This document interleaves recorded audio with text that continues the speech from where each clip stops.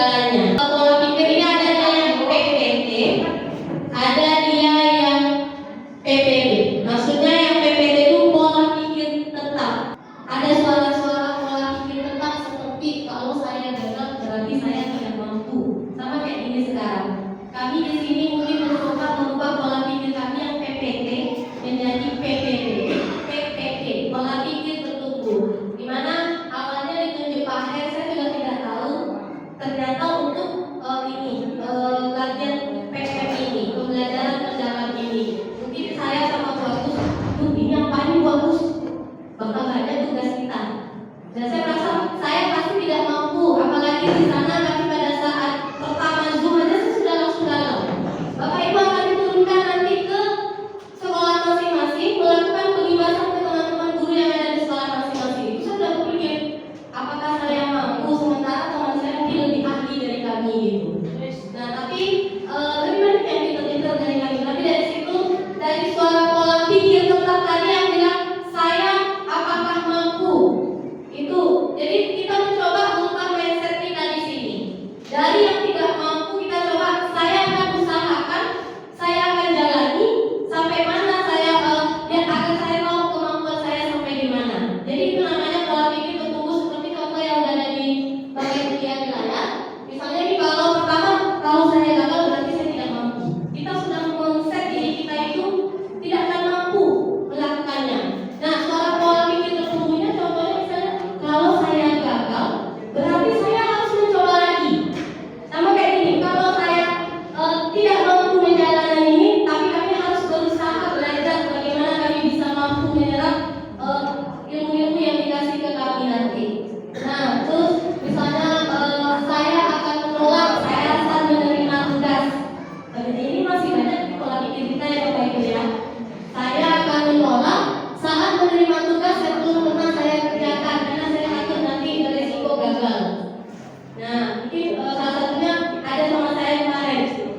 Pak, saya masih banyak yang lebih pintar daripada saya gitu. Saya kemampuan saya biasa saja. Nah, jadi di sini mungkin selama pelatihan itu kami jelaskan tentang PPT dan PPB ini. Saya mulai juga mikir mencoba bagaimana supaya pola pikir saya tidak tetap. Saya dikasih tugas, berarti tanggung jawab saya mencoba harus bisa. Nah, tapi saya akan menerima pekerjaan yang belum saya kerjakan karena ini mungkin merupakan peluang untuk mengembangkan potensi diri kita. Sama ini kami coba melakukan mengikuti pelatihan ini sebagai peluang kami untuk menambah pemahaman kami tentang pembelajaran mendalam ini.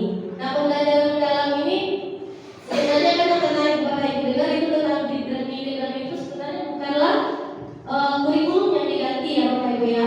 Kurikulum kita tetap dia kurikulum merdeka, tapi pendekatannya. Nah, nanti tentang itu kurikulum dan apa akan dijelaskan sama Ibu Agustina. Nah, ini dia pola pikir itu dia ada kaitannya dengan tindakan. Tindakan apa yang kita lakukan itu akan melihat hasilnya nanti.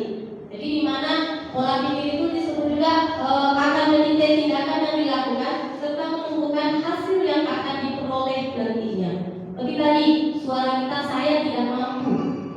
Itu pola pikir mengatakan diri kita itu sudah tidak mampu dari awal. Jadi kita mencoba berubah, saya akan coba, pasti saya mampu. Nah, ini pola pikir mindset ini sebenarnya adalah sebagai fondasi kita dari keterampilan dan alat. Nah, pola pikir ini sama dengan bagaimana cara kita melihat dan cara kita nanti berpikir saat kita menghadapi masalah. Jenis-jenis pola pikir itu yang saya bilang tadi ada growth mindset ya. Mindset ini artinya pola pikir bertumbuh yang mana di situ meyakinkan bahwa kecerdasan dan keterampilan itu bisa dikembangkan lewat kita belajar dan berusaha. Nah, kalau kita belajar pasti kita bisa gitu. Nah, tapi kalau pola pikir yang tadinya tetap, di mana itu keyakinan, kecerdasan, keterampilan yang bersifat tetap, dia yang tidak banyak bisa diubah. Yang ini yang harus kita perbaiki sekarang. Mungkin suara-suara seperti ini paling sering kita dengar ya Bapak Ibu ya. Di dalam pembelajaran di kelas, ini yang harus kita lakukan dulu, mengubah pola pikir murid kita yang dari PPT menjadi pola pikir bertumbuh. Yang tadinya mungkin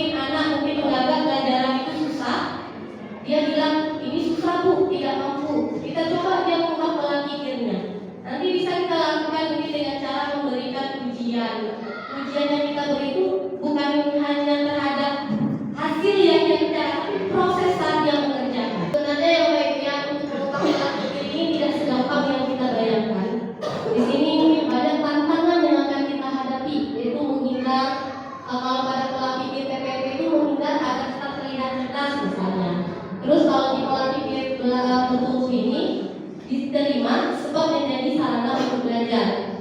Jadi hakaton itu adalah orang-orang yang gampang menyerah dengan cepat, belum dicoba tapi sudah menyerah begitu. Nah, kemudian nanti yang pola pikir tertentu ini dia akan bertahan. Pada saat dia menghadapi masalah, dia akan mencoba bertahan, kemudian dia akan terus mencari solusi. Kira-kira kalau aku menghadapi masalah begini, apa solusi yang terbaik jika ada masalahnya selesai? Bukan menghindar. Saya melanjut ke slide berikutnya ya. Di sini tadi saya sudah jelaskan pola pikir tetap PPS dengan pola pikir lawan misalnya. Nah, ini suara PPT dari pola pikir tetap ke pola pikir tertumbuh, di mana belajar cara mengenal suara PPT itu dengan cara kita sadari bahwa kita itu punya pilihan. Nah, nanti kita akan berbicara kembali dengan suara pembelajaran pola pikir tertumbuh dan melakukan aksi sesuai dengan suara pola pikir tertumbuh. Nah, sini suara PPT itu adalah suara-suara yang menimbulkan kekhawatiran dan diri seseorang pada saat dia menghadapi tantangan dan hambatan. Di sini kita mencoba untuk mengubah pola pikir mindset kita, baik sebagai guru atau kita mengubah pola pikir siswa. Mungkin siswa merasa, kenapa kamu tidak bisa, kenapa tidak bisa melalui media? Aku kan tidak bisa, Bu. Yang tadi dia berpikir dia pola pikirnya tetap, kita mencoba untuk merubah pola pikir siswa dengan cara memberikan dia motivasi. Kamu pasti bisa loh nak. Nah, itu dia suara PBB. Kamu pasti bisa loh nak kalau kamu belajar. Jadi kita melakukan motivasinya itu menggunakan yang kita puji, mungkin pujian yang kita beri ke siswa itu adalah pada saat prosesnya, bukan hasilnya. Contohnya, kamu hebat. Nah, kalau itu kan kita lebih ke pribadi anaknya. Tapi kalau kita lebih ke proses dia belajar, wah ternyata kamu pintar ya nak, hasil gambar kamu bagus. Jadi itu lebih ke prosesnya kita melakukan pujian kepada anak untuk memacu, memotivasi dia supaya dia bisa merubah cara belajarnya. Jadi kita sebelum kita di sini di PPN ini kita belajar bagaimana membuat siswa murid itu belajar itu nyaman di kelas dengan nanti ada 3 prinsip. Ada prinsip berkesadaran, bermakna dan menggembirakan. Jadi di sini menggembirakan itu tidak hanya sekedar ice breaking ya Bapak Ibu ya. Ayo kita ice breaking, tetap semangat, itu bukan menggembirakan. Nah, yang menggembirakan ini bagaimana kita memacu anak supaya dia senang dengan pelajaran kita. Mungkin pada saat salah satu contoh kita cari pendekatan pembelajaran yang tidak monoton buat mereka. Mungkin pada saat membuat sebuah produk bagi mereka, membuat suatu produk itu hal yang menyenangkan, membuting misalnya. Jadi 3 prinsip itu nanti akan masuk ke dalam langkah-langkah kegiatan kita dalam RPP Deep Learning. Oke, untuk pola pikir ini saya mungkin hanya sampai di sini ya Bapak Ibu ya.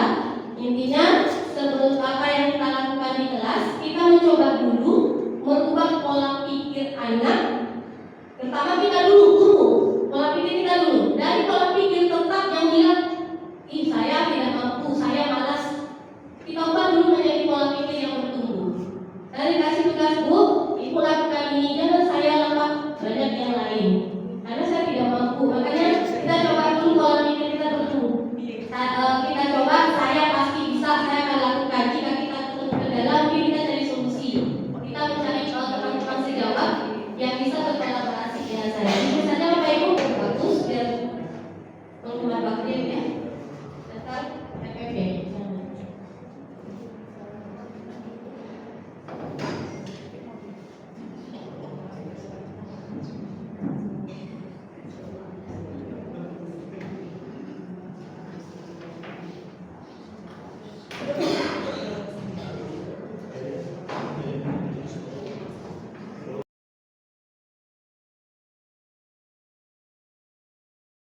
Tujuannya ke sekolah, mungkin ini sering kita temukan di kelas.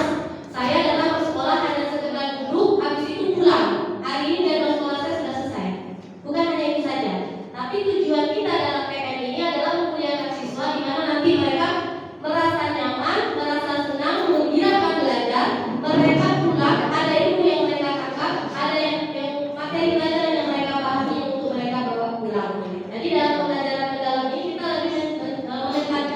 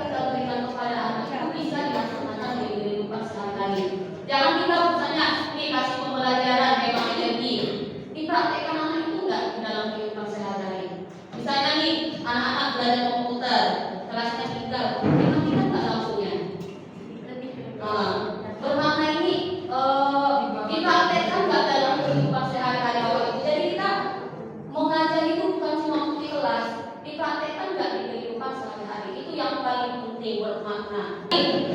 Penghematan energi. Penghematan energi. Kita mengajarkan anak supaya hemat energi. Dipraktekkan nggak dalam kehidupan sehari-hari? Kalau tidak dipraktekkan, berarti pembelajaran kita tidak bermakna. Nah, itu yang pertama yang menggembirakan. 3 prinsip ini harus dulu kita Bapak Ibu. Harus paham. Karena ini nanti bakal dimasukkan ke FPC. Kalau kita tidak paham 3 prinsip ini, FPC kita nanti tidak jadi. Yang ketiga menggembirakan. Yang menggembirakan itu seperti ini Bapak Ibu. Siswa itu aktif di kelas. Misalnya kita melakukan kerja kelompok, aktif nggak? Terus tercapainya keberhasilan belajar aha moment. Aha moment itu gini, pernah nggak ibu belajar sesuatu ini? Oh seperti ini, oh kayak gini. Oh itu salah satu contoh pembelajaran yang menggembirakan. Pernah nggak Bapak Ibu misalnya nih diterangkan sesuatu lalu dia jadi lagi menerangkan BPD sama BPD? Ada nggak? Oh gini, oh itu yang aha moment namanya, menggembirakan. Jadi 3 prinsip ini harus Bapak Ibu pahami dulu. Karena ini bakal masuk ke RPT. Apa tadi mulai 3 prinsip? 3 prinsip P. Ulas dulu. Kesadaran Bu, bermakna, kemudian menggembirakan. Contoh yang berkesadaran itu seperti apa? Berarti ini sadar diri. Dia kondisinya dalam belajar sudah senang hatinya mengikuti tapi dia harus kesadaran. Kalau dia masih main handphone, main itu belum sadar, tapi dia belum senang untuk mengikuti.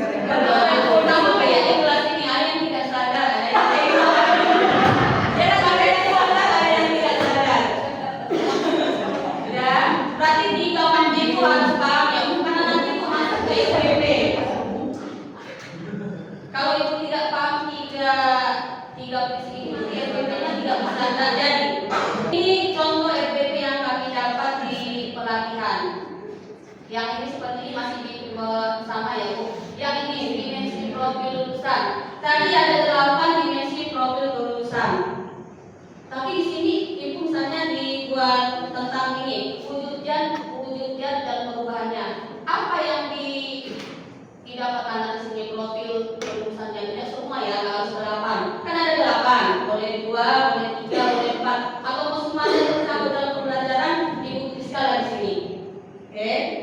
Selanjutnya tujuan pembelajaran.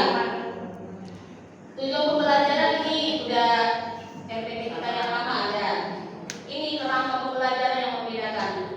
Kerangka pembelajaran ini ada 4: praktek pedagogis, kemitraan, lingkungan pembelajaran, dan pemanfaatan digital. Kalau praktek pedagogis tadi Bu, jangan bilang kurikulum kita berganti, bukan kurikulumnya yang berganti, tapi pendekatan pembelajarannya. Jadi di sini pendekatan pembelajarannya menggunakan pembelajaran mendalam. Kalau model pembelajaran ini bebas, mau ibu pakai apapun bebas terserah. Di sini contohnya pakai project based learning dan metode pembelajaran juga seperti biasa. Dan kemitraan, kita SPP kita itu misalnya ada nggak bermitra dengan guru lain atau dengan misalnya kita di pembelajarannya di luar sekolah di kantin, berarti kita bermitra dengan karyawan di kantin. Itu maksudnya kemitraan. Dan lebih panjang lebih ya. Lanjut, lingkungan pembelajaran. Anak-anak itu lakukan pembelajaran itu mana, di kelas kah atau di luar? Nah, terserah. Atau bisa juga dengan sesama siswa aja, kolaboratif. Misalnya di dalam kelas saja, tidak dibawa keluar. Yang keempat, pemanfaatan digital. Kita memanfaatkan digital itu dalam segi apa jasanya untuk media pembelajaran berupa video dan lain-lain.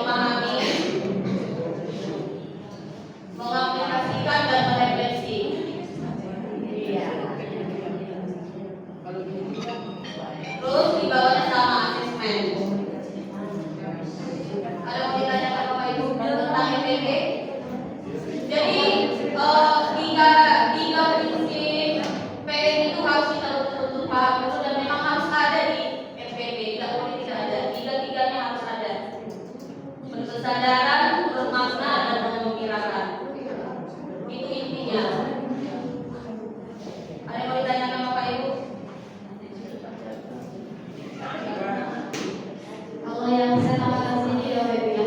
Kalau yang memahami, mengaplikasi dan merefleksikan itu namanya pengalaman belajar. Jadi pada kegiatan inti itu kita kelompokkan mana bagian yang memahami, nanti mana dia yang masuk dia ke bagian aplikasi, dan bagaimana yang merefleksikan. Biasanya kalau refleksi itu sudah masuknya ke dalam tahap-tahap penutup ya, kata-katanya di tahap penutup. Nah itu ya pengalaman belajar yang balik ada di situ ada refleksi bagaimana pemahaman siswa terhadap materi yang sudah kita sampaikan ke mereka. Jadi itu dia. Kalau untuk yang pengalaman belajar, kalau yang tadi yang 3 prinsip berkesadaran lengkapnya mengembirakan kita tuliskan di belakang kalimat dari langkah-langkah pembelajaran kita. Wajib ya Bu. Ya, yang berbeda ya yang juga yang kerangka yang disarankan. Kerangka pembelajaran dari ada 4. Ini juga harus ada di kerangka pembelajaran dan proses yang dan prinsip PM. Ini yang berbeda kerangka pembelajaran dan pengaplikasian prinsip. Nanti kalau Bapak Ibu lebih lanjut bisa kami kirimkan modulnya yang mana berkesadaran, bermakna dan menggembirakan. Ada mau ditanyakan Bapak Ibu? Menggembirakan itu Bu berupa suasana belajar yang positif, menantang, menyenangkan dan memotivasi. Jadi kalau misalnya yang mana di bagian itu yang membuat anak-anak merasa tertantang, merasa senang melakukannya dan menggembirakan. Misalnya tantangan dan motivasi, lingkungan belajar yang interaktif juga. Kalau anak sudah bertanya, berkolaborasi juga sudah senang. Kalau sudah kita buat berkolaborasi kan sudah pasti senang. Berarti itu sudah menggembirakan. Ini seperti ini contohnya yang nomor 6 ya Bu. Peserta ini dibagi menjadi 5 kelompok.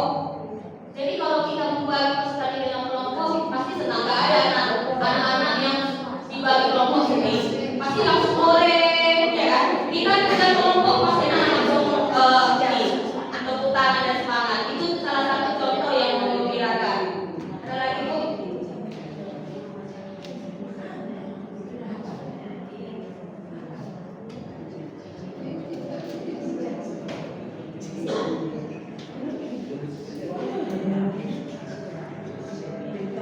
Ini ya Bu, contohnya dari kesadaran Bu. Kesadaran.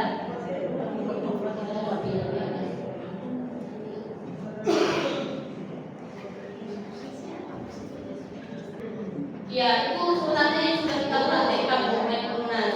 Jadi kita ajak dulu anak itu sadar di dalam kelas. Jadi fokus gitu.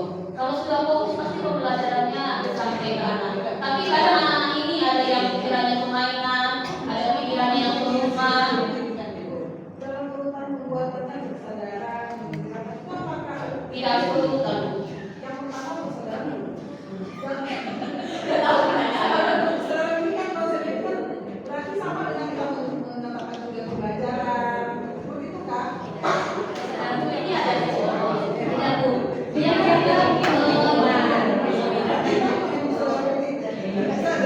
kalau misalnya ini contohnya kemarin kesadaran. Ini tentu kenyamanan peserta di dalam belajar. Berarti yang pertama kesadaran dulu ya? Iya. Tidak harus yang kami kesadaran. Tidak harus. Ya, tidak harus. Kita kami melakukan itu dalam langkah-langkah kepada kegiatan ini.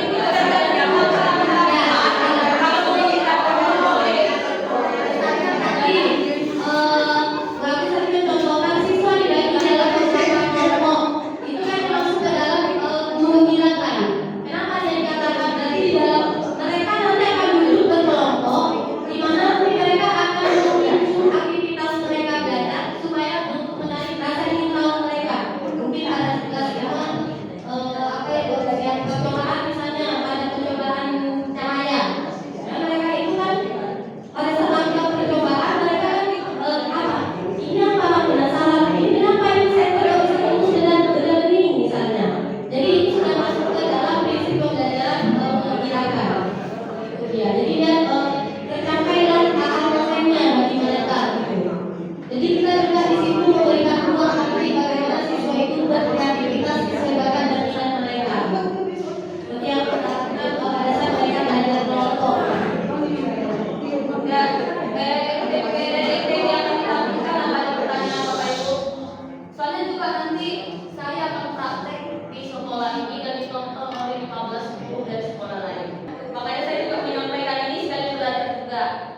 Nanti dari sekolah lain dan dari pengajar datang ke sekolah kita tanggal 14 Oktober. Mereka akan melihat pembelajaran di sekolah kita. Apakah kita sudah menerapkan PPP ini atau Ya. tidak? Makanya saya menggunakan pola pikir yang berkembang. Kalau menurut saya tidak mampu. Tapi kalau nanti dia jadi pembicara, tidak apa-apa. Jadi RPP-nya sudah bisa diubah ya Bapak Ibu.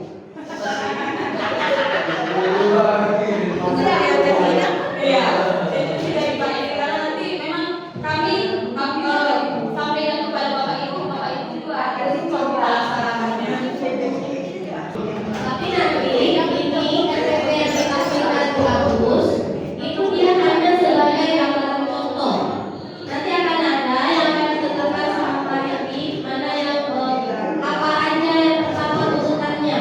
Yang jelas nama usul itu sudah pasti di awal ya Bu ya. Yang saya lihat perbedaan dengan RPP kita yang sebelum e-learning ini kemitraan belajar dan lingkungan belajar. Kalau yang kemarin kita tidak ada itu kemitraan. Sekarang dimasukkan ke dalam RPP. Misalnya kalau kita anak mungkin belajar tentang siklus padi misalnya. Kalau memungkinkan sekolah kita ini ada dekat sawah, kita boleh membawa mereka terjun ke lapangan. Jadi intinya di sini kita memberikan sama anak pembelajaran itu tidak hanya sekedar materi yang ada di buku, dikaitkan dengan kehidupan nyata dalam kehidupan sehari-hari. Jadi kalau misalnya saya bilang tadi siklus hidup padi, ternyata ada sawah dekat dan lokal, mungkin kita boleh bermitra dengan petani padinya gitu. Nah, jadi itu juga boleh. Jadi mitra ini tidak bisa juga kita menggunakan ahli-ahlinya di dalam materi itu. Jadi intinya Bu, pembelajaran kita di kelas itu harus bermakna, harus bisa dimanfaatkan siswa di luar kelas, harus bermanfaat di rumah, di masyarakat dan di sekolah. Itu intinya sebenarnya. Nah, jadi bukan cuma anak itu pandai pintar, tapi ada nggak aplikasi dalam kehidupan sehari-hari? Itu intinya Bapak Ibu. Jadi kita harus mengajak siswa kita supaya mengaplikasikannya dalam kehidupan sehari-hari. Untuk saat ini sekian dari kami. Kalau ada pertanyaan, kalau tidak ada pertanyaan kami ada. Masih berkesadaran semua Bu? Sudah terbiarkan Bu. Sudah kita pulang ya Bu Dewi.